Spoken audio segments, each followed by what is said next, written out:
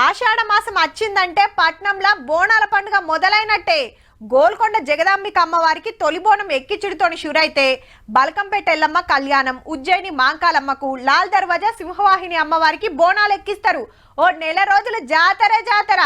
అట్లనే మా ఆడోళ్లకు ఇంకో సంబరం సుతుంటదుల్లా.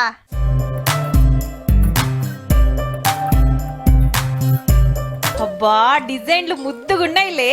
నడిమిట్ల సెందమామ, సుట్టు సుక్కలు, మీదుంగా ఏళ్లకు టోపీలు.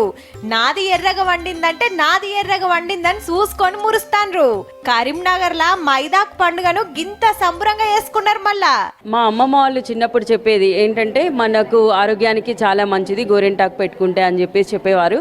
ఎండాకాలం పోయి ఆనకాలం జరుగుతుంది కాబట్టి పెయిలో ఉన్న గర్మిని తీసేస్తుందని చెప్తారు వెనకటోళ్ళు. అంతేకాదుల్లా ఎంత ఎర్రగా వండితే అంత చక్కటి పెన్మిటి వస్తాడని మనోళ్ళ నమ్మిక. దీని వల్ల ఏంటంటే కన్నె పిల్లలు పెట్టుకోవడం వల్ల పెళ్లిళ్ళు జరుగుతాయని. కానీ ఇయాల రేపు మైదాకు దెంపుకొచ్చి నూరెంత ఓపికన్నది. దుక్నాని పోను, కోన్ తెచ్చుకోను, రుద్దుకోను, అందులో కెమికల్స్ కలుపుతారు. అవి మంచిగావు అంటాన్రు. చెట్లకు దానికి దిగుంటే తీసుకొచ్చి రోట్లు వేసుకొని నూరుకొని పెంకాసు, కాసు, చింతపండు అన్ని వేసుకొని పెట్టుకుంటాం. మొదలు మైదాకు తెచ్చుకొని అమ్మవారికి పూజలు చేసి అందరు కూడి పాటలు పాడుకుంటా మెత్తగా నూరి చేతులు కాళ్ళకు పెట్టుకొని ఎర్రగా వండినాక చూసుకొని ఎట్లా మురుస్తున్నారో. మైదాకు పండుగ అంటే అట్లుంటది మళ్ళా.